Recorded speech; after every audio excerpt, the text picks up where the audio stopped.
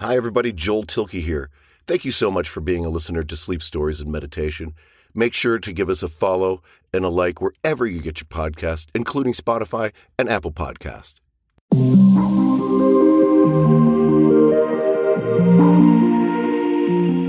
Hi, and welcome to our podcast. It's our holiday edition. My name's Joel Thielke, and I'm your host. Just so you don't get confused, I changed the name of the podcast from Sleep Sounds and Meditation to Sleep Stories and Meditation. I'm new to producing podcasts, so I don't know if I made a rookie mistake by changing the name. You can let us know if you have a preference or if you really don't care. Since we're coming up on the holidays, I thought I'd bring you a few stories we recorded last year at the Motivational Studios. The first story is by O. Henry, written in 1905. It's called The Gift of the Magi. A factoid of O. Henry is that was just his pen name. His real name was William Sidney Porter. Gift of the Magi was narrated by actress Aubree Bowen. Our second sleep story isn't really a holiday story, but I thought it would be fun to put them together in the same program. It's called The Adventures of Hansel and Gretel, or Hansel, performed by Meg Sarics. A little known fact about the Brothers Grimm: they were not really writers of fairy tales.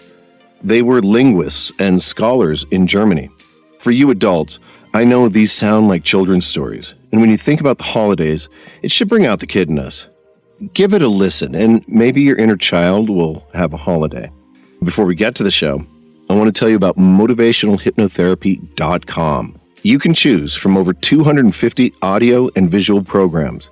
There's a wide variety of hypnosis and meditation programs and sleep stories, just like you'll hear tonight. Motivationalhypnotherapy.com. It's not just a website. It's a community. If you have any questions or suggestions, email us at support@motivationalhypnotherapy.com. Finally, we've designed this podcast so there are no interruptions or messages from our sponsors during or at the end of our episode, so you can drift off and have a fantastic night's sleep. Without further ado, here's The Gift of the Magi and the Adventures of Hansel and Gretel. In this adaptation of The Gift of the Magi, we follow a young, sweet couple named Laura and David as they prepare for Christmas. Each wants to buy the other a gift worthy of their one true love, but they have very little money to live off of, let alone buy extravagant presents. What follows is a tale of love and selflessness that's perfect for the holidays or any time of year.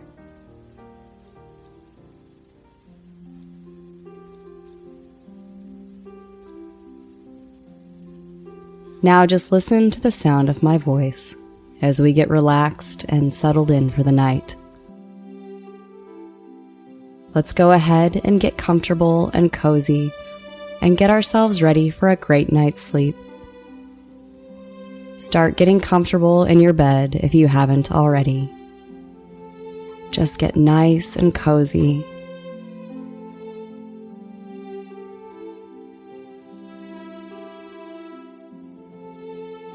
Good. And while you are doing that, just take a deep breath in, let it out, and relax. Stretching all the way out, feeling how good that feels just to stretch. Feeling that tension leave your body. Good. And I want you to feel where your body meets your comfortable bed. Take some deep, steady breaths.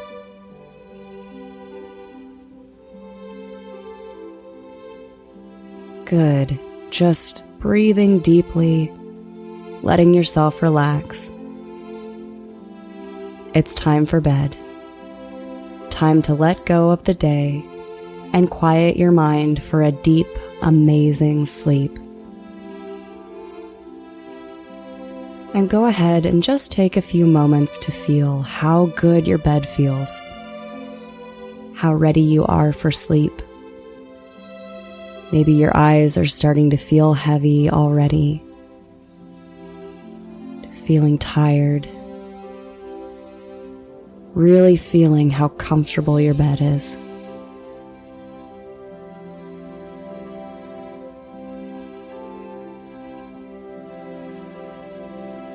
Good. Let any sounds you hear take you deeper into relaxation. Let any thoughts you have just take you even deeper. And let the sound of my voice take you even deeper. Just follow the sound of my voice.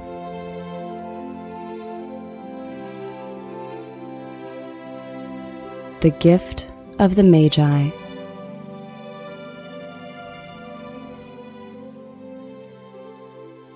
$1.55. That was all. And 30 cents of it was in pennies. Pennies saved 1 and 2 at a time. 3 times Laura counted it. $1.55. And the next day would be Christmas. There was clearly nothing to do but flop down on the shabby little couch and howl. So Laura did it, which instigates the moral reflection that life is made up of sobs, sniffles, and smiles, with sniffles predominating.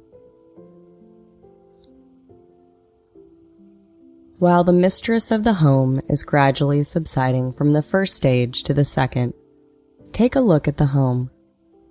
A furnished flat at $8 per week. It did not exactly fit a beggar description, but it certainly was no mansion. In the hallway below was a mailbox into which no letter would go, and an electric button from which no mortal finger could coax a ring. Also appearing thereunto was a card bearing the name Mr. David Dillingham Young.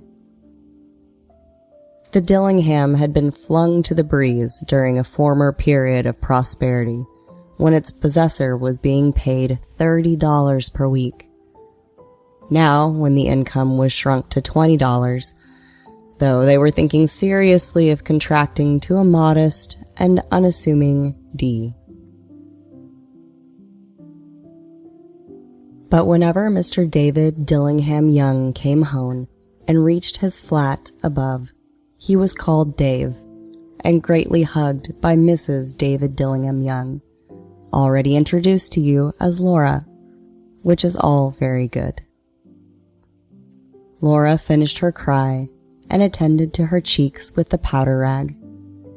She stood by the window and looked out dully at a gray cat walking a gray fence in a gray backyard. Tomorrow would be Christmas Day, and she only had $1.55 with which to buy Dave a present. She had been saving every penny she could for months with this result. $20 a week doesn't go far. Expenses had been greater than she had calculated. They always are. Only $1.55 to buy a present for Dave. Her Dave. Many a happy hour she had spent planning for something nice for him. Something fine and rare and sterling. Something just a little bit near to being worthy of the honor of being owned by the love of her life. There was a pier glass between the windows of the room. Perhaps you have seen a pier glass in an $8 flat. A very thin and very agile person may, by observing his reflection in a rapid sequence of strips, obtain a fairly accurate conception of his looks. Laura, being slender, had mastered the art. Suddenly, she whirled from the window and stood before the glass.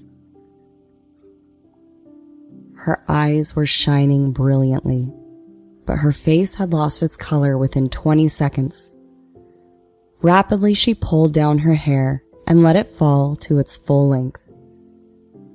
Now there were 2 possessions of the David Dillingham Youngs in which they both took a mighty pride. One was Dave's gold watch that had been his father's and his grandfather's. The other was Laura's hair. Had the Queen of Sheba lived in the flat across the airshaft, Laura would have let her hair hang out the window some day to dry, just to depreciate Her Majesty's jewels and gifts. Had King Solomon been the janitor, with all of his treasures piled up in the basement, David would have pulled out his watch every time he passed, just to see him pluck at his beard from envy. So now Laura's beautiful hair fell about her, rippling and shining like a cascade of brown waters. It reached below her knee and made itself almost a garment for her. And then she did it up again, nervously and quickly. Once she faltered for a minute and stood still, while a tear or two splashed on the worn red carpet. On went her brown jacket. On went her old brown hat. With a whirl of skirts and with a brilliant sparkle still in her eyes, she fluttered out the door and down the stairs to the street. There she stopped at a sign that said, Madame Sophronie, hair goods of all kinds. One flight up, Laura ran and collected herself, panting. Madame, large, too white, chilly, hardly looked the Sophronie. Will you buy my hair? Asked Laura. I buy hair, said Madame. Take your hat off and let's have a look at it. Down rippled the brown cascade. $20, said Madame, lifting the mass with a practiced hand. Give it to me quick, said Laura. Oh, and the next 2 hours tripped by on rosy wings. Forget the hashed metaphor. She was ransacking the stores for Dave's present. She found it at last. It surely had been made for her husband and no one else. There was no other like it in any of the stores, and she had turned all of them inside out. It was a platinum fob chain, simple and chaste in design, properly proclaiming its value by substance alone. As good as all things do. It was even worthy of the watch. As soon as she saw it, she knew it must be his. It was like Dave. Quietness and value. The description applied to both. $21 they took from her for it, and she hurried home with the 55 cents. With that chain on his watch, Dave might be properly anxious about the time in any company. Grand as the watch was, he sometimes looked at it on the sly on account of the old leather strap that he used in place of a chain. When she reached home, her intoxication gave way a little to prudence and reason. She got out her curling irons and lighted the gas and went to work repairing the ravages made by generosity added to love, which is always a tremendous task, dear friends, a mammoth task. Within 40 minutes, her head was covered with tiny, close-lying curls that made her look wonderfully like a little truant schoolboy. She looked at her reflection in the mirror, long, carefully, and critically. If David doesn't kill me, she said to herself, before he takes a second look at me, he'll say I look like a Coney Island chorus girl. But what could I do? Oh, what could I do with $1.55? At 7 o'clock, the coffee was made and the frying pan was on the back of the stove, hot and ready to cook the chops. Dave was never late. Laura doubled the fob chain in her hand and sat on the corner of the table near the door that he always entered. Then she heard his step on the stair away down on the first flight, and she turned white for just a moment. She had a habit of saying a little prayer about the simplest everyday things, and now she whispered, "Please make him think I am still pretty." The door opened, and Dave stepped in and closed it. He looked thin and very serious.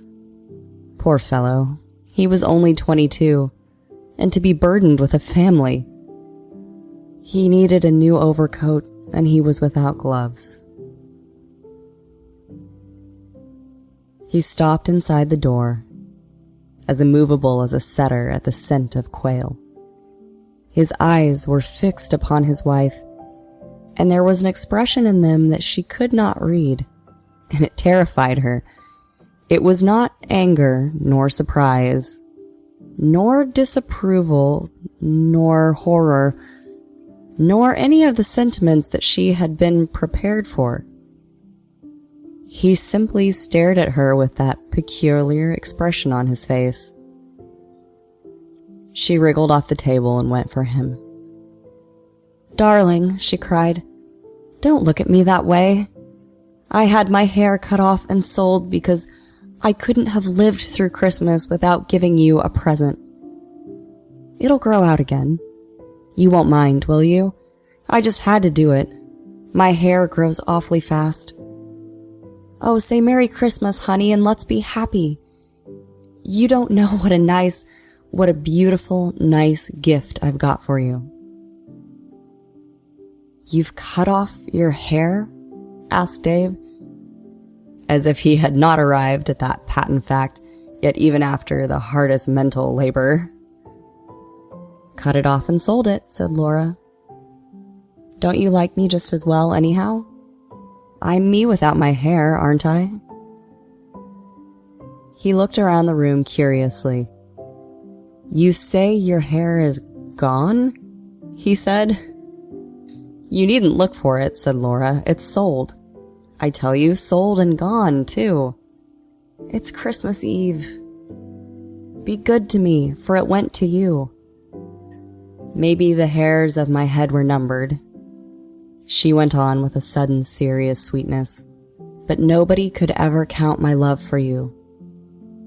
Shall I put on the chops, darling?" Out of his trance, Dave seemed quickly to wake. He enfolded his Laura. For 10 seconds, let us regard with discreet scrutiny some inconsequential object in the other direction. $8 a week or $1 million a year. What is the difference? A mathematician or a wit would give you the wrong answer. The Magi brought valuable gifts, but that was not among them. This dark assertion will be illuminated later on. Dave drew a package from his overcoat pocket and threw it upon the table. "Don't make any mistake, my darling," he said, "about me. I don't think there's anything in the way of a haircut or a shave or a shampoo that could make me like my girl any less. But if you'll unwrap that package, you may see why you had me going a while at first." White fingers and nimble tore at the string and paper, and then an ecstatic scream of joy. And then, alas, a quick feminine change to hysterical tears and wails.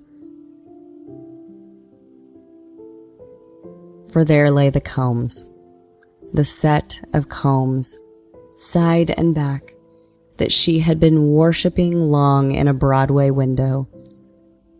Beautiful combs, pure tortoiseshell with jeweled rims, just the shade to wear, and the beautiful, vanished hair. They were expensive combs, she knew, and her heart had simply craved and yearned over them without the least hope of possession. And now they were hers, but the tresses that they should have adorned were gone. But she hugged them to her chest, and at length she was able to look up with dim eyes and a smile and say, "My hair grows so fast, darling." And then she leaped up like a little singed cat and cried, "Oh, oh!" David had not seen his beautiful present yet. She held it out to him eagerly upon her open palm. The dull, precious metal seemed to flash with a reflection of her bright and ardent spirit. "Isn't it great? I hunted all over town to find it. You'll have to look at the time 100 times a day now.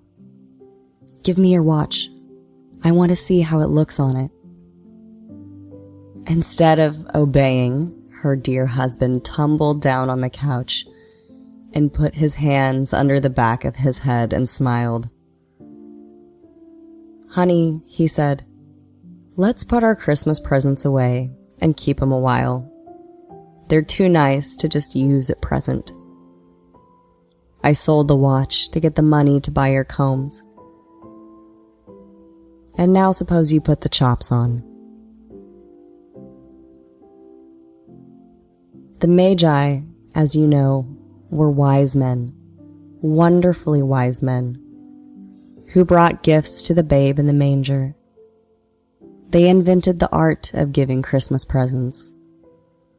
Being wise, their gifts were no doubt wise ones, possibly bearing the privilege of exchange in case of duplication. And here I have lamely related to you the uneventful chronicle of two foolish children in a flat, who most unwisely sacrificed for each other the greatest treasures of their house. But in a last word to the wise of these days, let it be said that of all who give gifts, these two were the wisest. Of all who give and receive gifts, such as they are the wisest. Everywhere they are the wisest. They are the Magi.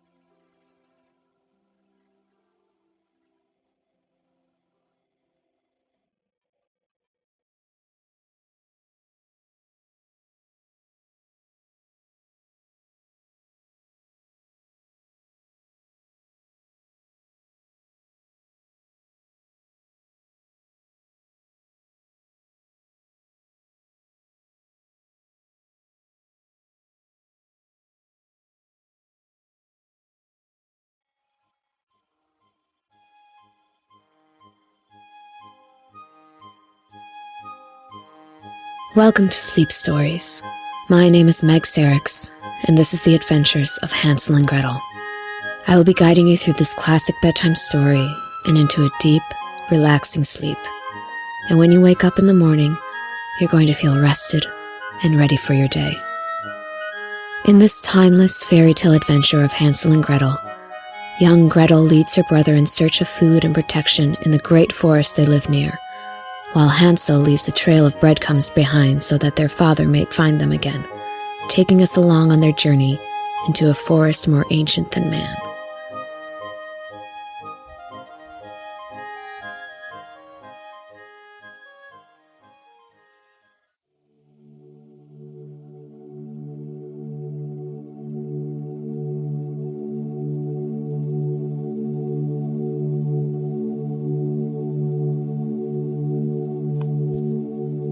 Let's go ahead and get comfortable and cozy and get ourselves ready for a great night's sleep. Start getting comfortable in your bed if you haven't already. Get nice and cozy.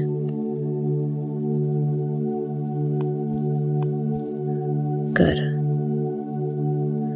And while you are doing that, just take a deep breath in, let it out, and relax. stretching all the way out. Good. Feeling where your body meets your comfortable bed. Take some deep, steady breaths.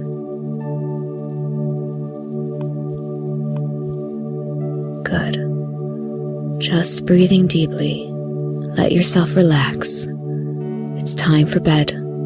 Time to let go of the day and quiet your mind for a deep, amazing sleep. And go ahead and just take a few moments to feel how good your bed feels, how ready you are for sleep.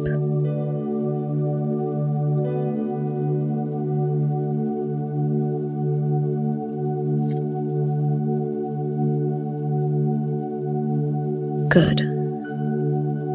Let any sounds you hear take you deep into relaxation. Let any thoughts you might have take you even deeper. And let the sound of my voice take you even deeper. Just follow the sound of my voice.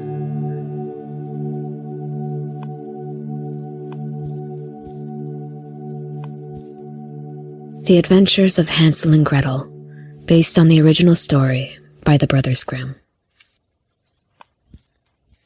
Very close to a great forest lived a poor woodcutter with his wife and his 2 children. The boy was called Hansel, and the girl was named Gretel, and the woodcutter's wife was not their birth mother. She was, in fact, their stepmother. Because they were very poor, the little family very often did not have much to eat. Then, to make matters worse, a great famine fell over the land, making it hard to hunt and gather food. Now when he thought over this by night in his bed, and tossed about with worry, Woodcutter groaned and said to his wife, "What is to become of us? How are we to feed our poor children when we no longer have any food even for ourselves?" "I think I have a solution, dear husband," answered the woman. "Early tomorrow morning we will take the children out into the forest to where it is the thickest. There we will light a fire for them, and give each of them 1 more piece of bread, and then we will go to our work and leave them alone. They will not find the way home again, and we shall be rid of them." It should be noted that the stepmother was not particularly fond of children in general, and had wanted to get rid of Hansel and Gretel for some time. "No, my dear," said the man, "I will not do that. How can I bear to leave my children alone in the forest? There are wild animals and all kinds of danger out there." "But you must," said she. "There isn't enough food for all of us, and you and I need to survive. They can fend for themselves." And she bothered him, and left him no peace until he consented. "But I feel very sorry for the poor children all the same," said the man. The 2 children had also not been able to sleep for hunger, and had heard what their stepmother had said to their father. Gretel wept bitter tears and said to Hansel, "Now all is over with us." "Be quiet, Gretel," said Hansel. "Do not worry. I will soon find a way to help us." And when the old folks had fallen asleep, he got up, put on his little coat, opened the door below, and crept outside. The moon was shining brightly, and the white pebbles which lay in front of the house glittered like little diamonds. Hansel stuffed the little pocket of his coat with as many pebbles as he could get in. Then he went back and said to Gretel, "Be comforted, dear little sister, and sleep peacefully. Everything will be okay." And he lay down again in his bed. When day dawned, before the sun had risen, the woman came and awoke the 2 children, saying, "Get up, we are going into the forest to fetch wood." She gave each a little piece of bread and said, "There is something for your dinner, but do not eat it up before then, for that's all we have." Gretel put the bread in her apron, as Hansel had the pebbles in his pocket. Then they all set out together on the way to the forest. When they walked a short time, Hansel stood still and peeped back at the house, and did so again and again. His father said, "Hansel, what are you looking at there and staying behind for? Pay attention and let's keep moving." "Ah, father," said Hansel, "I am looking at my little white cat which is sitting up on the roof and wants to say goodbye to me." The wife said, "You little fool, that is not your little cat. That is the morning sun which is shining on the chimneys." Hansel, however, had not been looking back at the cat, but had been constantly throwing one of the white pebble stones out of his pocket onto the road. When they reached the middle of the forest, the father said, "Now, children, pile up some wood, and I will light a fire that you may not be cold." Hansel and Gretel gathered brushwood together, as high as a little hill. The brushwood was lit, and when the flames were burning very high, the woman said, "Now, children, lay yourselves down by the fire and rest. We will go into the forest and cut some wood. When we have done, we will come back and will go back home." Hansel and Gretel sat by the fire, and when noon came, each ate a little piece of bread. And as they heard the strokes of the wood axe, they believed that their father was near. It was not the axe, however, but a branch which he had fastened to a withered tree which the wind was blowing backwards and forwards. And as they had been sitting with such a long time, their eyes closed with fatigue, and they fell fast asleep.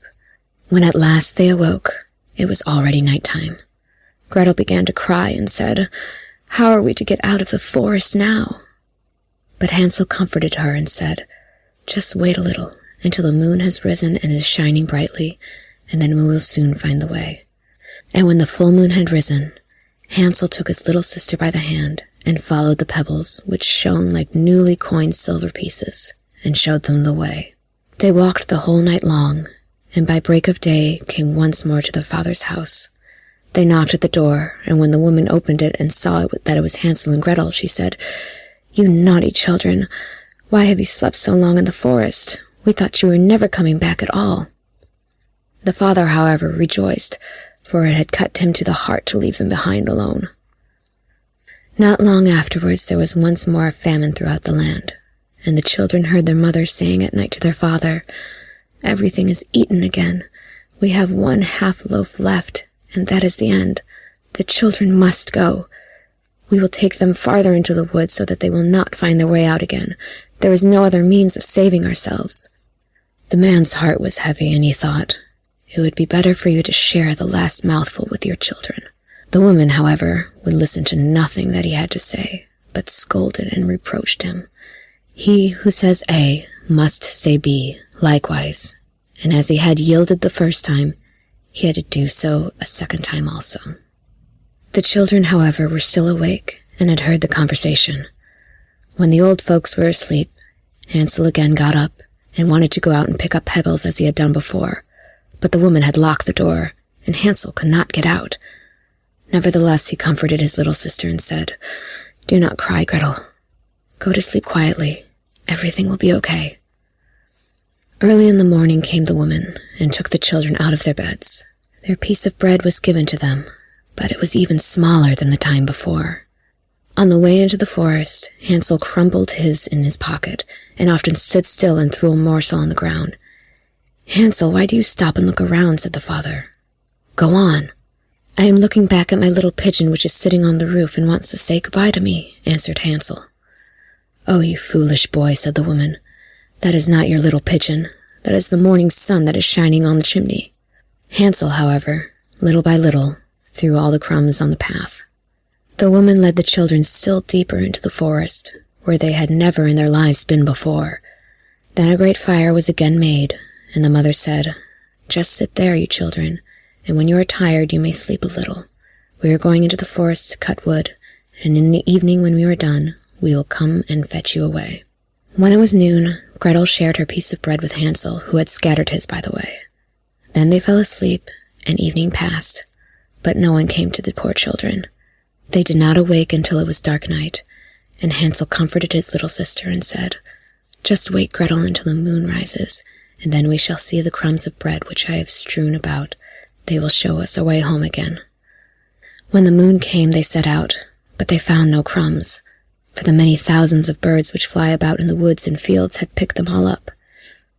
Hansel said to Gretel, "We shall soon find the way," but they did not find it. They walked the whole night and all the next day too, from morning till evening, but they did not get out of the forest, and were very hungry, for they had nothing to eat but 2 or 3 berries which grew on the ground. And as they were so weary that their legs could carry them no longer, they lay down beneath a tree and fell asleep. It was now 3 days since they had left their father's house. They began to walk again, but they always came deeper into the forest, and if help did not come soon, The outlook would not be very good. When it was midday, they saw a beautiful snow-white bird sitting on a bough, which sang so delightfully that they stood still and listened to it. And when its song was over, it spread its wings and flew away before them, and they followed it until they reached a little house, on the roof of which it landed. And when they approached the little house, they saw that it was built of bread and covered with cakes, but that the windows were of clear sugar. "Oh, look how good that looks. Let's start in on it right away," said Hansel, "and have a good meal. I will eat a bit of the roof, and you, Gretel, can eat some of the window. It will taste sweet." Hansel reached up above and broke off a little of the roof to try how it tasted, and Gretel leant against the window and nibbled at the panes. Then a soft voice cried from the parlor, "Nibble, nibble, gnaw. Who is nibbling at my little house?" The children answered, the wind, nothing but the wind," and went on eating without disturbing themselves. Hansel, who liked the taste of the roof, tore down a great piece of it, and Gretel pushed out the whole of one round window pane, sat down, and enjoyed herself with it. Suddenly the door opened, and a woman as old as the hills, who supported herself on crutches, came creeping out. Hansel and Gretel were so terribly frightened that they let fall what they had in their hands. The old woman, however, nodded her head and said, "Oh, you dear children, who has brought you here? Do come in and stay with me. No harm shall happen to you." She took them both by the hand and led them into her little house. Then good food was set before them, milk and pancakes with sugar, apples, and nuts. Afterwards, 2 pretty little beds were covered with clean white linen, and Hansel and Gretel lay down in them, and they thought they were in heaven. But the old woman had only pretended to be so kind. She was in reality a wicked witch who lay in wait for children, and had only built the little house of bread in order to entice them there. When a child fell into her power, she would invite it in and eat it for dinner. Witches cannot see far, but they have a keen sense of smell, so she could smell when people were near. But Hansel and Gretel did not know this yet. Early in the morning, before the children were awake, she was already up, and when she saw both of them sleeping and looking so pretty with their plump and rosy cheeks, she smiled to herself with joy. Then she seized Hansel with her shriveled hand, carried him into a little stable, and locked him in behind a grated door. Then she went to Gretel, shook her till she awoke, and cried, "Get up, lazy thing, fetch some water and cook something good for your brother. He is in the stable outside and is to be made fat. When he is fat, I will gobble him up." Gretel began to weep bitterly, but it was all in vain, for she was forced to do what the wicked witch commanded. And now the best food was cooked for poor Hansel, but Gretel got nothing but crab shells. Every morning the woman crept to the little stable and cried, "Hansel, stretch out your finger that I may feel if you will soon be fat."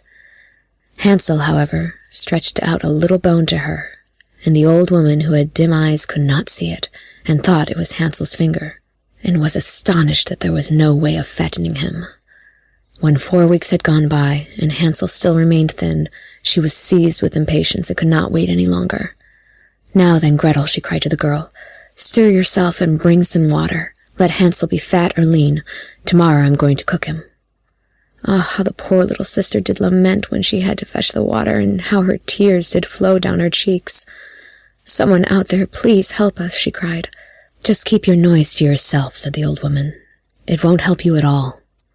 Early in the morning, Gretel had to go out and hang up the cauldron with the water and light the fire. "We will bake first," said the old woman. "I have already heated the oven and kneaded the dough." She pushed poor Gretel out to the oven, from which flames of fire were already darting. "Creep in," said the witch, "and see if it is properly heated so that we can put the bread in." But Gretel saw what she had in mind and said, "I do not know how I am to do it. How do I get in?" "Silly goose," said the old woman. "The door is big enough. Just look, I can get in myself." And she crept up and thrust her head in the oven. Then Gretel gave her a push that drove her far into it, and shut the iron door and fastened the bolt. The witch yelled, but Gretel paid no attention. Better that evil witch burn up than her. Gretel ran like lightning to Hansel, opened his little stable, and cried, "Hansel, we are saved. The old witch is dead." Then Hansel sprang like a bird from its cage when the door was opened. How they did rejoice and embrace each other, and dance about and kiss each other. And as they had no longer any need to fear her, they went into the witch's house, and in every corner there stood chests of pearls and jewels. "These are far better than pebbles," said Hansel, and thrust into his pockets whatever he could get in. And Gretel said, "I will take something home with me too," and filled her pinafore full. "But now we must be off," said Hansel. "It's time to go home." When they had walked for 2 hours, they came to a stretch of water. "We cannot cross," said Hansel. "I see no bridge." "And there is also no ferry," answered Gretel, "but a white duck is swimming there. If I ask her, she will help us over." The duck came to them, and Hansel seated himself on its back and told his sister to sit by him. "No," replied Gretel, "that will be too heavy for the little duck. She shall take us across one after the other." The good little duck did so, and when they were once safely across and had walked for a short time, the forest seemed to be more and more familiar to them, and finally they saw from afar their father's house. Then they began to run, rushed into the parlor, and threw themselves round their father's neck. The man had not known one happy hour since he had left the children in the forest. The woman, however, had left anyway, and was nowhere to be found. Gretel emptied her pinafore until pearls and precious stones ran about the room, and Hansel threw one handful after another out of his pocket to add to them. Then all anxiety was at an end, and they lived together in perfect happiness. My tale is done. There runs a mouse. Whosoever catches it may make himself a big fur cap out of it.